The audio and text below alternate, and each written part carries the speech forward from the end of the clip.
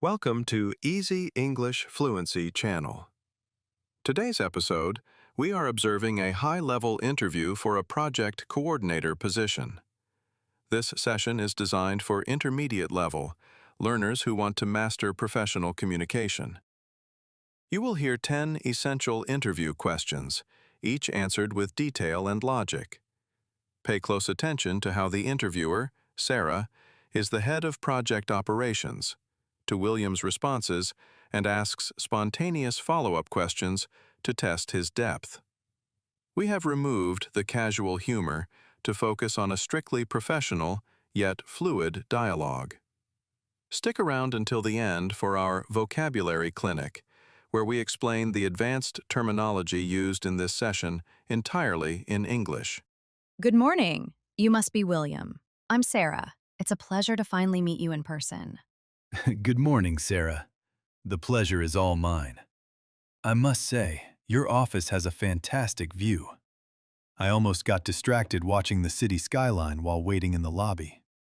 It is a bit of a distraction, isn't it? Especially when you're trying to focus on spreadsheets. Did you find our office easily? No trouble with the morning traffic? Well, I decided to set off a bit earlier than usual. I know how unpredictable the traffic can be around here. I actually ended up having an extra 20 minutes, so I grabbed a coffee nearby. It helped me calm my nerves. Wise move. A little caffeine always helps. Well, William, let's get down to business, shall we? We're looking for a project coordinator who can handle pressure and work well with others. I've read your CV, but I'd love to hear your story in your own words. Tell me about yourself. Certainly. I've always been someone who enjoys organizing chaos. I started my career in retail, where I learned how to deal with difficult customers and meet targets. Over the last 3 years, I've been working as an assistant coordinator at a small firm. I've gained valuable experience in managing schedules and ensuring that everyone stays on track. I'm a bit of a to-do list enthusiast. My friends actually joke that I have a plan for my plans. Why do you want to work for this company? That's great, but tell me, out of all the companies out there, why did you apply for a position with us? That's a great question. I've been keeping an eye on your company for a while now. What really stands out to me is your commitment to innovation. I read your recent blog post about the new Green Initiative, and it really appealed to me. I want to work somewhere where I can make a meaningful contribution and not just be a cog in the machine. Plus, I've heard your team culture is excellent, and I promise I'm very good at sharing my snacks in the break room. Well, the snack part might be the most important thing you've said so far. We are very proud of our green initiative. What are your greatest strengths? I think my biggest strength is being proactive. I don't like to wait for problems to crop up. I prefer to anticipate them. For instance, in my last role, I pointed out a potential delay in our shipping process before it actually happened, which saved us a lot of money. Also, I'm a people person. I find it easy to build rapport with colleagues, which helps when things get a bit stressful. Being proactive is music to my ears. There's nothing worse than a problem you didn't see coming until it hit you in the face. So, can you tell me about your biggest weakness? Okay, let's flip the coin. What about your weaknesses? And please, don't tell me you're a perfectionist. I hear that 5 times a day. You caught me. I was tempted to say that. But honestly, my real weakness is that I sometimes struggle to delegate. Because I'm so meticulous, I used to think, if I want it done right, I have to do it myself. However, I've been working on this. I've realized that trusting your team is the only way to scale up and get bigger projects done. I'm getting much better at handing over tasks. That's a very honest answer. It's a common challenge when you transition into higher roles. How do you handle conflict in the workplace? Speaking of teams, conflicts are inevitable. Can you tell me about a time you had a disagreement with a coworker? Oh, absolutely. Once, I had a colleague who constantly brushed off my suggestions during meetings. It was frustrating, but I didn't want to make a scene. Instead, I asked him to go for a coffee so we could iron out the issues privately. It turned out he was just feeling overwhelmed with his workload. We came up with a way to support each other, and our relationship turned around completely. I love that approach. Communication is usually the magic wand for most problems. Why are you leaving your current job? So, everything sounds quite positive at your current firm. Why are you looking to move on?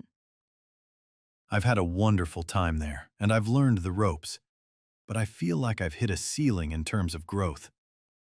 I'm looking for a new challenge that allows me to take on more responsibility. I want to broaden my horizons and work on larger-scale projects like the ones you handle here. It's not about leaving them. It's about moving toward a bigger future. That makes perfect sense. If you aren't growing, you're standing still.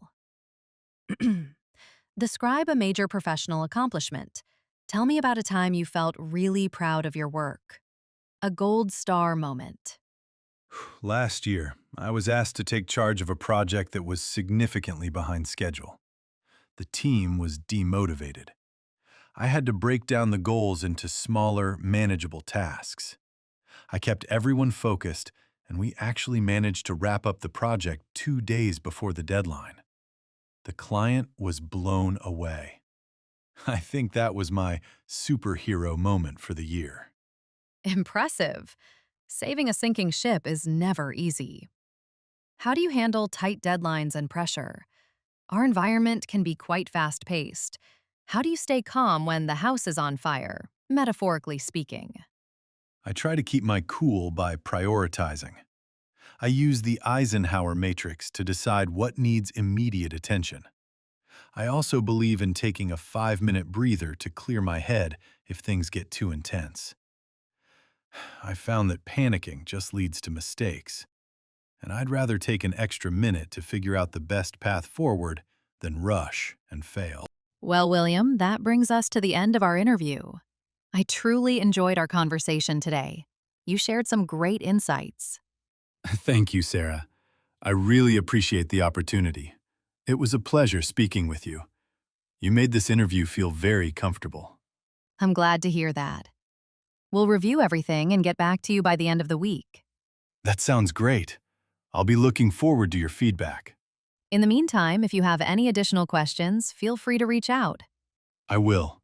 Thank you again for your time. Have a wonderful rest of your day. You too, William. Safe trip home. Thank you. Goodbye. Goodbye. The meeting has concluded, but your breakthrough starts now. What you just witnessed wasn't just a successful interview, it was a display of linguistic authority.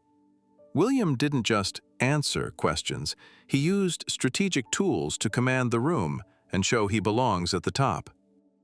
Now, it's your turn. We are diving into the language clinic to break down the exact phrasal verbs and collocations that can transform you from a candidate into a leader. Don't just listen. Prepare to master the vocabulary of success.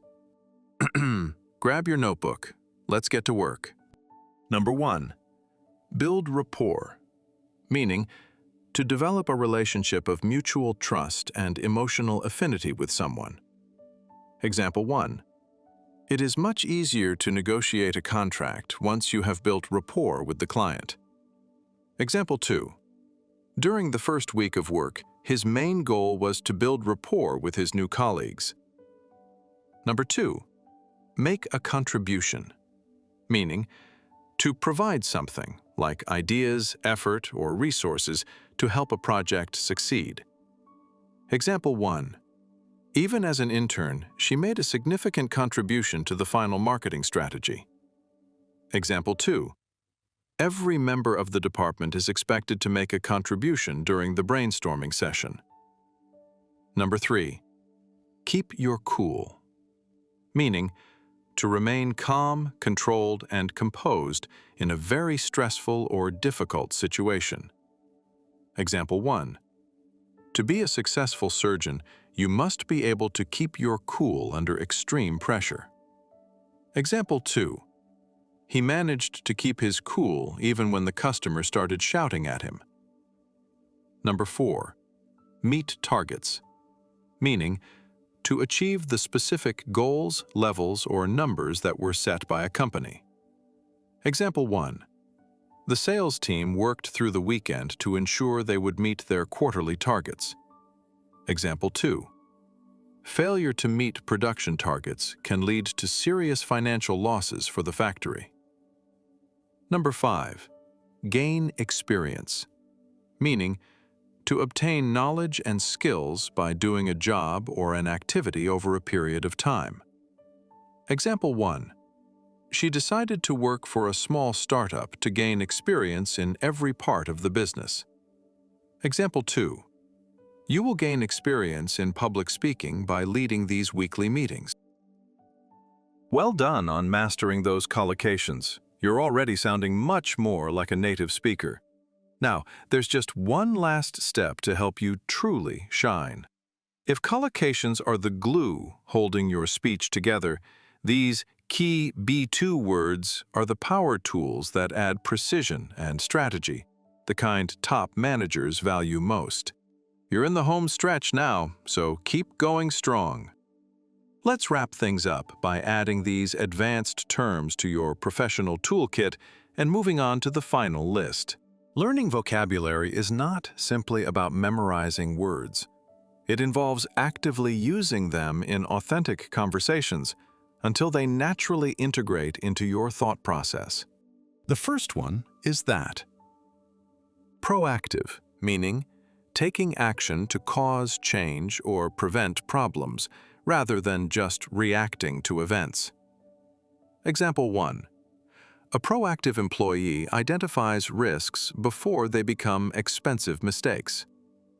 Example 2. We need to be proactive in looking for new clients instead of waiting for them to call us. Number 2. Meticulous, meaning very careful and precise, paying extremely close attention to every small detail. Example 1. The accountant was meticulous in checking the company's financial records for errors. Example 2. Designing a bridge requires meticulous planning and exact measurements. Number 3. Inevitable, meaning something that is certain to happen and cannot be avoided or prevented. Example 1. When you launch a new product, a few negative reviews are inevitable. Example 2. Conflict is inevitable in any team, but it can be managed through good communication. Number 4. Collaborative, meaning involving 2 or more people or organizations working together toward a common goal. Example 1. The new vaccine was the result of a collaborative effort between scientists from 10 countries. Example 2. Our office encourages a collaborative atmosphere where everyone shares their best ideas. If you enjoyed this podcast, please subscribe and like to support us. You have just learned 16 of the most effective terms for any professional setting. Remember, the difference between a good candidate and a great one lies in the precision of their language. Revisit the interview, listen again, and see if you can identify these terms in their original context. Thank you for listening to The Professional Path. Keep practicing, stay proactive, and we will see you in the next episode. Goodbye.